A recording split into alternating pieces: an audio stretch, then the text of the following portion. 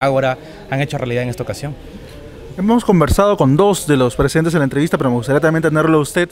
Y temas que han surgido de forma constante eran la decencia en la docencia, la ética en el derecho, la moralidad. ¿Cómo podemos definir esos factores en la vida de ustedes? Más allá de la profesión, en la vida de ustedes. Si no hay decencia, yo creo que hablar de docencia es muy difícil. Lo dije en la exposición, ser profesor es una responsabilidad muy grande. Transmitir un mensaje a los estudiantes es a veces una tarea muy difícil. Pero todo parte por una cuestión que es clave y creo que los maestros que me acompañan lo viven día a día, ¿no? Que es la vocación. Enseñar es algo que no cualquiera se aventura a hacer, al menos de la manera que tiene que ser. Y me da mucha alegría porque creo que en algo hemos alcanzado calar en los estudiantes, en los colegas. Y quiera que no, encontrarme con estos maestros que también viven eso es un claro ejemplo de que podemos hacer las cosas bien.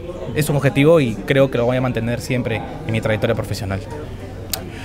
La semilla no crece nunca lejos del árbol. Yo asumo que el punto de genealogía son los padres, ¿no? Los padres son los que finalmente orientan la defensa natural de esa decencia. La decencia no es un estado anímico. La decencia es una categoría que hay que construirla en la vida y hay que cuidarla muchísimo, ¿no? Y yo creo que ya es hora hace mucho tiempo de aperturar un diálogo para devolverle al derecho la decencia intelectual. El referente histórico se hacía en la Universidad de Italia, ¿no? Una universidad del mundo occidental, donde fue la primera facultad que se fundó en el siglo XI. En esa universidad de Bolonia, la gente iba a estudiar derecho no para aprender a litigar, sino para aprender a pensar. Y el aprendizaje del pensar es un aprendizaje que se conecta y se vincula y se romancea permanentemente con la decencia intelectual. Bien, como siempre sostengo, ya lo dijo mi estimado y directo amigo Bismarck, decencia y docencia van concatenados. No podríamos hacer docencia sin el otro complemento, la decencia.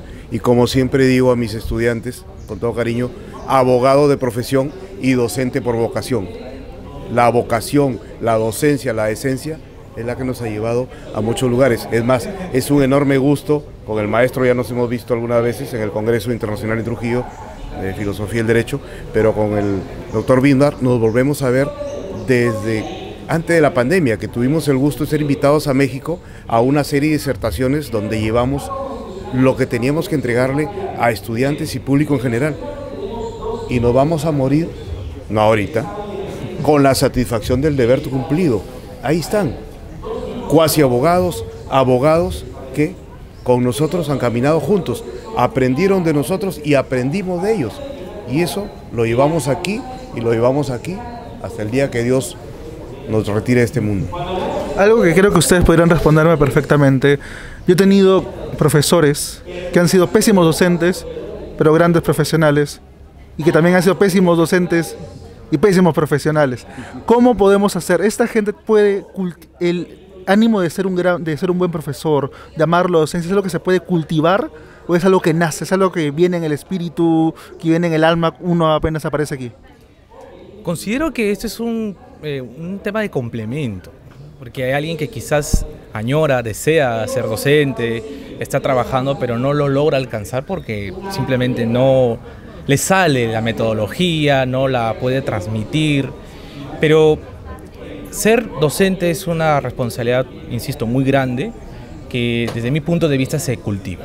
Uno tiene que trabajar métodos, tiene que saber llegar al estudiante, que generemos en ellos, que son pues finalmente por quienes nos debemos, no solamente un gusto por una materia, sino que la vivan, la disfruten y la apliquen. Y como en algún momento lo dije, creo en la entrevista conversábamos, a mí me basta y me sobra que un alumno, al menos uno se interese por la materia, en este caso el ámbito laboral, que es especialidad, y a mí me resulta suficiente. Uno dirá, no, pero ¿por qué si podemos apostar por más alternativas? No pasa por la cantidad, siempre he pensado eso, sino por la calidad. Y un buen docente sabe los pros y los contras de su equipo de estudiantes, de su grupo de estudiantes, saben que tiene que mejorar, saben que tiene que corregir y sobre todo, que es clave y los maestros que me acompañan creo que lo podrán ratificar, es la metodología. Eso es fundamental. Un profesor que sabe mucho, pero no logra llegar a los estudiantes, lamentablemente quedará de manera incompleta. Es como una mesa sin una pata, ¿no? Entonces, me parece que es un trabajo constante también, Ser docente no es fácil, ya lo he dicho. Hay que trabajar, hay que esforzarse, hay que dedicarse, capacitarse, y para eso está justamente la universidad y este tipo de eventos que ayudan mucho. Yo asumo que hay una dualidad. Un primer momento tiene que ver con el torrente sanguíneo, ¿no? Creo que la docencia está en la sangre, está en el pulso, y luego hay que asumir también el atajo de la conciencia y el atajo de la preparación y la capacitación permanente, ¿no? No es un acto de casualidad, no es un acto de la prontitud la que nos hace docentes. Hay que prepararnos, hay que capacitarnos, hay que entrar a un régimen de lectura muy intenso, hay que crear métodos para poder entendernos en la reciprocidad del conocimiento, y en la práctica yo partía y parto siempre de un renglón que están en la misma orilla. Querer aprender, que le corresponde al alumno; saber enseñar, le corresponde al profesor, pero no de manera aislada. Es una fórmula que lo que busca es una reciprocidad. Querer aprender no es un acto solo que está en la voluntad, sino que es una capacidad de discernir para qué quiero aprender y por qué quiero aprender. Y en esa misma orilla, con los brazos extendidos, el profesor tiene que saber enseñar. Y ese saber enseñar parte de una trilogía. ¿Qué enseñas? ¿Para qué enseñas? ¿Y cómo enseñas? Bien, lo que dicen los colegas me emociona, porque o naces o te haces. Pues bien, ya hay una semilla ahí en ti que en algún momento necesita el ímpetus para que despegues, ¿no? Y me vuelvo nostálgico porque me acuerdo de mi maestro Vicente Acosta Iparraguirre, cuando en algún momento me miró y me dijo: quiero que seas mi asistente cátedra. Ni siquiera me lo preguntó, me dijo: te espero el lunes. Y eso fue mi inicio, ir viendo que tenía la vocación asistente de cátedra hasta que ya pude comenzar a ser docente, y es un trajín que inició y hasta ahora no se acaba, y espero hacer docencia hasta que Dios me la permita, docencia con decencia, y dar a los estudiantes todo lo que podemos dar, todo lo que podemos compartir y aprender de ellos. Por ahí estuvo la semillita dormida en mi cuerpo hasta que la despertaron, y ahí comenzó este trajín que hasta ahora no lo terminamos. Abrimos con Tarapoto, me gustaría cerrar con Tarapoto. Si yo les dijera a ustedes personalmente: maestros, quiero ir a un café, a un bar, a conversar de decencia, docencia, derecho y humanidad, ¿a dónde me llevarían? ¿A dónde iríamos para poder conversar de esos temas y que el ambiente realmente alimente también a la conversación? Yo te diría con tranquilidad Quilpa, sin querer hacer promoción de nadie. Un excelente lugar, un buen café de la zona y una tertulia interesante y un ambiente grato. Pero también te diría Café Plaza. Pero algunos se asustan cuando yo los llamo y le digo: disculpa, quiero conversar contigo en Café Plaza. Te espero, yo invito el café, porque saben que les voy a dar otro tipo de café.